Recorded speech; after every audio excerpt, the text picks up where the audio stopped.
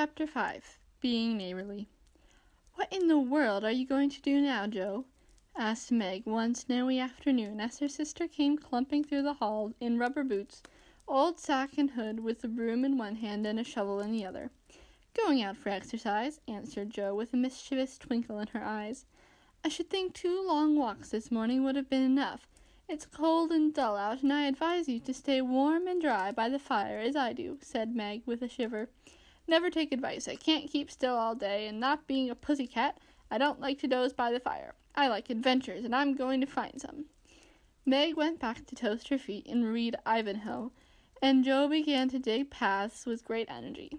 The snow was light, and with her broom she soon swept the path all round the garden, for Beth to walk in when the sun came out, and the invalid dolls needed air. Now the garden separated the Marches' house from that of Mr. Lawrence. Both stood in the suburb of the city, which was still country-like, with groves and lawns, large gardens, and quiet streets. A low hedge parted the 2 estates. One side was an old brown house looking rather bare and shabby, robbed of the vines that in summer covered its walls and the flowers which then surrounded it. On the other side was a stately stone mansion, plainly betokening every sort of comfort and luxury, from the big coach-house and well-kept grounds to the conservatory, and the glimpses of lovely things one caught between the rich curtains. Yet it seemed a lonely, lifeless sort of house, for no children frolicked on the lawn, no motherly face ever smiled at the windows, and few people went in and out, except the old gentleman and his grandson. To Joe's lively fancy, this fine house seemed a kind of enchanted palace, full of splendors and delights which no one enjoyed. She had long wanted to behold these hidden glories, and to know the Lawrence boy, who looked as if he would like to be known, if only he knew how to begin. Since the party she had been more eager than ever, and had planned many ways of making friends with him, but he had not been lately seen, and Joe began to think he had gone away, when she one day spied a brown face at an upper window, looking wistfully down into their garden where Beth and Amy were snowballing one another. "That boy is suffering for society and fun," she said to herself. "His grandpa does not know what's good for him and keeps him shut up all alone. He needs a lot of jolly boys to play with, or somebody young and lively. I've a great mind to go over and tell the old gentleman so." The idea amused Joe, who liked to do daring things and was always scandalizing Meg by her queer performances. The plan of going over was not forgotten, and when the snowy afternoon came, Joe resolved to try what could be done. She saw Mr. Lawrence drive off, and then sallied out to dig her way around the hedge, where she paused and took a survey. All quiet, curtains down at the lower windows, servants out of sight, nothing human visible but a curly black head leaning on a thin hand at the upper window. "There he is," thought Joe. "Poor boy, all alone and sick this dismal day. It's a shame. I'll toss up a snowball and make him look out, and then say a kind word to him." Up went a handful of soft snow, and the head turned at once, showing a face which lost its listless look in a minute, as the big eyes brightened and the mouth began to smile. Joe nodded and laughed and flourished her broom as she called out, "How do you do? Are you sick?" Laurie opened the window and croaked out as hoarsely as a raven, "Better, thank you. I've had a horrid cold and been shut up all week." "I'm sorry. What do you amuse yourself with?" "Nothing. It's as dull as tombs up here." "Don't you read?" "Not much. They won't let me." "Can't somebody read to you?" "Grandpa does sometimes, but my books don't interest him, and I hate to ask Brooke all the time." "Have someone come and see you, then." "There isn't anyone I'd like to see. Boys make such a row, and my head is weak. Isn't there some nice girl who'd read and amuse you? Girls are quiet and like to play nurse." "Don't know any." "You know me," began Joe, then laughed and stopped. "So I do. Will you come, please?" cried Laurie. "I'm not quiet and nice, but I'll come, if Mother will let me. I'll go ask her. Shut that window like a good boy and wait till I come." With that, Joe shouldered her broom and marched into the house, wondering what they would all say to her. Laurie was in a flutter of excitement at the idea of having company, and flew about to get ready, for as Mrs. March said, he was a little gentleman, and did honor to the coming guest by brushing his curly pate, putting on a fresh collar, and trying to tidy up the room, which, in spite of 6 servants, was anything but neat. Presently there came a loud ring, and then a decided voice, asking for Mr. Laurie, and a surprised-looking servant came running up to announce the young lady. "All right, show her up. It's Miss Joe," said Laurie, going to the door of his little parlor to meet Joe, who appeared, looking rosy and kind and quite at her ease, with a covered dish in one hand and Beth's 3 kittens in the other. "Here I am, bag and baggage," she said briskly. "Mother sent her love and was glad if I could do anything for you. Meg wanted me to bring some of her blancmange. She makes it very nice, and Beth thought her cats would be comforting. I knew you'd shout at them, but I couldn't refuse. She was so anxious to do something." It so happened that Beth's funny loan was just the thing, for, in laughing over the kits, Laurie forgot his bashfulness and grew sociable at once. "That looks too pretty to eat," he said, smiling with pleasure as Joe uncovered the dish and showed the blancmange surrounded by a garland of green leaves and the scarlet flowers of Amy's pet geranium. "It isn't anything, only they all felt kindly and wanted to show it. Tell the girl to put it away for your tea. It's so simple you can eat it, and, being soft, it will slip down without hurting your sore throat. What a cozy room this is." "It might be if it was kept nice, but the maids are lazy, and I don't know how to make them mind. It worries me, though. I'll write it up in 2 minutes, for it only needs to have the hearth brushed, so, and the things put straight on the mantelpiece, so, and the books put here, and the bottles there, and your sofa turned from the light, and the pillows plumped up a bit. Now then, you're fixed." And so he was, for as she laughed and talked, Joe had whisked things into place and given quite a different air to the room. Laurie watched her in respectful silence, and when she beckoned him to his sofa, he sat down with a sigh of satisfaction, saying gratefully, "How kind you are. Yes, that's what it wanted. Now please take the big chair, and let me do something to amuse my company." "No, I came to amuse you. Shall I read aloud?" said Joe, looking affectionately toward some inviting books nearby. "Thank you, I've read all those, and if you don't mind, I'd rather talk," answered Laurie. "Not a bit. I'll talk all day if you'll only set me going. Beth says I never know when to stop." "Is Beth the rosy one who stays at home a good deal, and sometimes goes out with a little basket?" asked Laurie, with interest. "Yes, that's Beth. She's my girl, and a regular good one she is, too. The pretty one is Meg, and the curly-haired one is Amy, I believe. How did you find that out?" Laurie colored up, but answered frankly, "Why, you see, I often hear you calling to one another, and when I'm alone up here, I can't help looking over at your house. You always seem to be having such good times. I beg your pardon for being so rude, but sometimes you forget to put down the curtain at the window where the flowers are, and when the lamps are lighted, it's like looking at a picture to see the fire and you all round the table with your mother. Her face is right opposite, and it looks so sweet behind the flowers, I can't help watching it.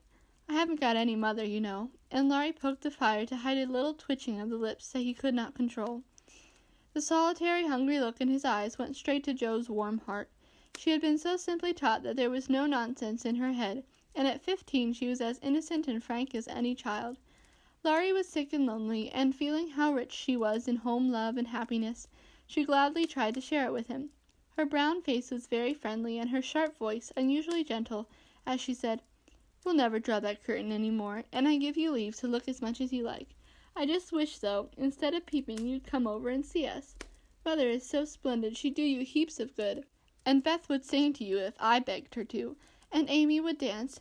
Meg and I would make you laugh over our funny stage properties, and we'd have jolly times. Wouldn't your grandpa let you?" "I think he would, if your mother asked him.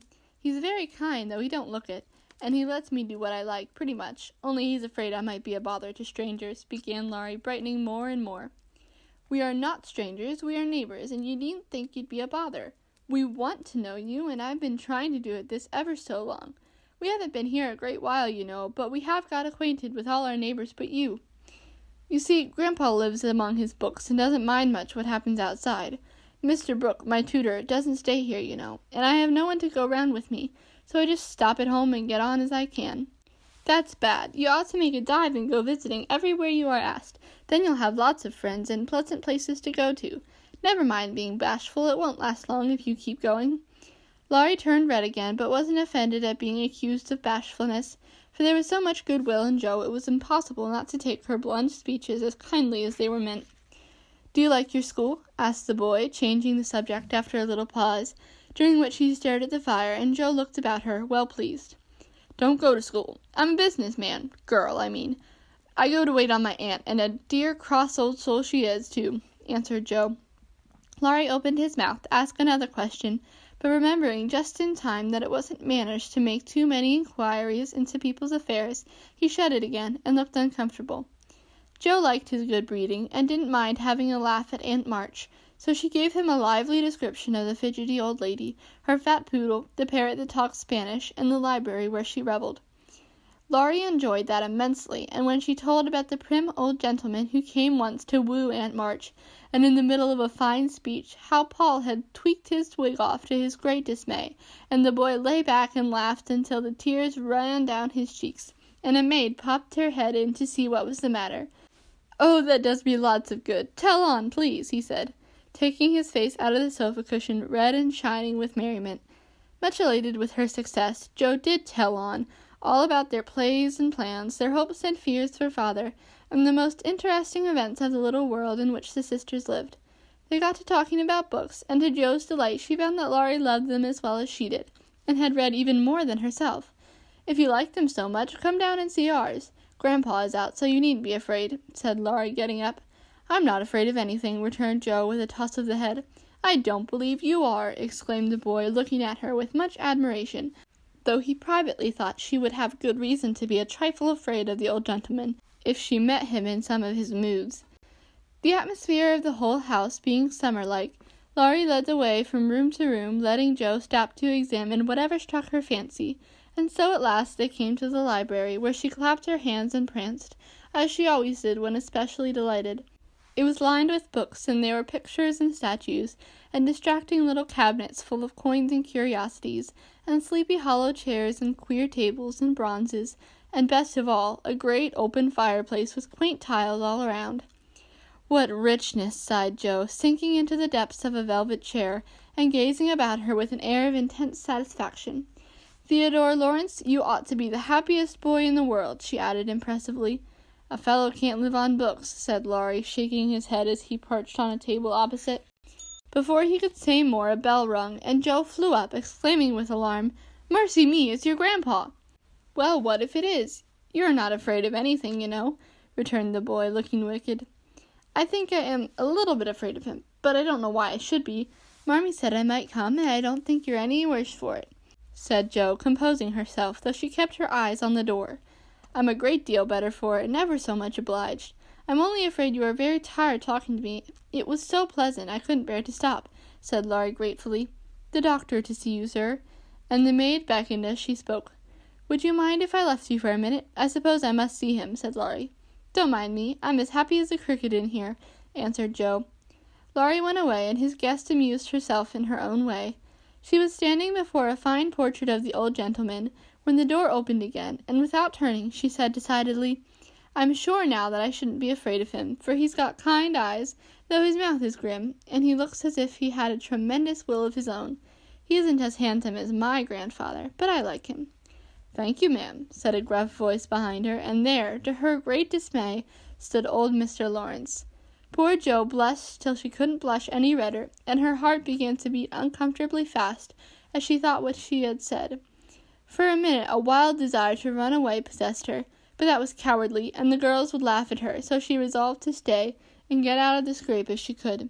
A second look showed her that the living eyes under the bushy gray eyebrows were kinder even than the painted ones, and there was a sly twinkle in them which lessened her fear a good deal. The gruff voice was gruffer than ever as the old gentleman said abruptly, after that dreadful pause, "So you're not afraid of me, hey?" "Not much, sir." "And you don't think me as handsome as your grandfather?" "Not quite, sir." "And I've got a tremendous will, have I?" "I only said I thought so." "But you like me in spite of it?" "Yes, I do, sir." That answer pleased the old gentleman. He gave a short laugh, shook hands with her, and putting his fingers under her chin, turned up her face, examined it gravely, and let it go, saying with a nod, "You've got your grandfather's attitude if you haven't his face. He was a fine man, my dear, but what is better, he was a brave and honest one, and I was proud to be his friend." "Thank you, sir." And Jo was quite comfortable after that, for it suited her exactly. "What have you been doing to this boy of mine, hey?" was the next question, sharply put. "Only trying to be neighborly, sir," and Jo told how her visit had come about. "You think he needs cheering up a bit, do you?" "Yes, sir. He seems a little lonely, and young folks would do him good, perhaps. We are only girls, but we should be glad to help if we could, for we don't forget the splendid Christmas present you sent us," said Jo eagerly. "Tut, tut, tut, that was the boy's affair. How is the poor woman?" "Doing nicely, sir." And off went Jo, talking very fast, as she told all about the Hummels, in whom her mother had interested richer friends than they were. "Just her father's way of doing good. I shall come and see your mother some fine day. Tell her so. There's the tea bell. We have it early on the boys' account. Come down and go on being neighborly. If you'd like to have me, sir. Shouldn't ask you if I didn't, and Mr. Lawrence offered her his arm with an old-fashioned courtesy. What would Meg say to this, thought Jo as she was marched away, while her eyes danced with fun as she imagined herself telling the story at home. Hey, why, what has come to the fellow? Said the old gentleman as Laurie came running downstairs and brought up with a start of surprise at the astonishing sight of Jo arm in arm with his redoubtable grandfather. I didn't know you'd come, sir, he began, as Jo gave him a triumphant little glance. That's evident by the way you racket downstairs. Come to your tea, sir, and behave like a gentleman. And having pulled the boy's hair by way of a caress, Mr. Lawrence walked on while Laurie went through a series of comic evolutions behind their backs, which nearly produced an explosion of laughter from Jo. The old gentleman did not say much as he drank his 4 cups of tea, but he watched the young people who soon chatted away like old friends, and the change in his grandson did not escape him. There was color, light, and life in the boy's face now, vivacity in his manner, and genuine merriment in his laugh. She's right, the lad is lonely. I'll see what these little girls can do for him, thought Mr. Lawrence, as he looked and listened. He liked Jo, for her odd, blunt ways suited him, and she seemed to understand the boy almost as well as if she had been one herself. If the Lawrences had been what Jo called prim and poky, she would not have gone on at all, for such people always made her shy and awkward. But finding them free and easy, she was so herself, and made a good impression. When they rose, she proposed to go, but Laurie said he had something more to show her, and took her away to the conservatory, which had been lighted for her benefit. It seemed quite fairy-like to Jo as she went up and down the walks, enjoying the blooming walls on either side, the soft light, the damp sweet air, and the wonderful vines and trees that hung above her, while her new friend cut the finest flowers till his hands were full. Then he tied them up, saying with the happy look Jo liked to see, "Please give these to your mother, and tell her I like the medicine she sent me very much." They found Mr. Lawrence standing before the fire in the great drawing-room, but Jo's attention was entirely absorbed by a grand piano which stood open. "Do you play?" she asked, turning to Laurie with a respectful expression. "Sometimes," he answered modestly. "Please do now. I want to hear it so I can tell Beth." "Won't you first?" "Don't know how. Too stupid to learn, but I love music dearly." So Laurie played, and Jo listened, with her nose luxuriously buried in heliotrope and tea roses. Her respect and regard for the Lawrence boy increased very much, for he played remarkably well and didn't put on any airs. She wished Beth could hear him, but she did not say so, only praised him till he was quite abashed, and his grandfather came to the rescue. That will do, young lady. Too many sugar plums are not good for him. His music isn't bad, but I hope he will do as well in more important things. Going? Well, I'm much obliged to you, and I hope you'll come again. My respects to your mother. Good night, Dr. Jo." He shook hands kindly, but looked as if something did not please him. When they got into the hall, Jo asked Laurie if she had said anything amiss. He shook his head. "No, it was me. He don't like to hear me play." "Why not?" "I'll tell you some day. John is going home with you, as I can't." "No need of that. I ain't a young lady, and it's only a step. Take care of yourself, won't you?" "Yes, but you will come again, I hope." "If you promise to come and see us after you are well." "I will. Good night, Laurie." "Good night, Jo. Good night." When all the afternoon's adventures had been told, the family felt inclined to go visiting in a body, for each found something very attractive in the big house on the other side of the hedge. Mrs. March wanted to talk of her father with the old man who had not forgotten him. Meg longed to walk in the conservatory. Beth sighed for the grand piano, and Amy was eager to see the fine pictures and statues. "Mother, why didn't Mr. Lawrence like to have Laurie play?" asked Jo, who was of an inquiring disposition. "I am not sure, but I think it was because of his son, Laurie's father, married an Italian lady, a musician, which displeased the old man, who was very proud. The lady was good and lovely and accomplished, but he did not like her, and never saw his son after he married. They both died when Laurie was a little child, and then his grandfather took him home.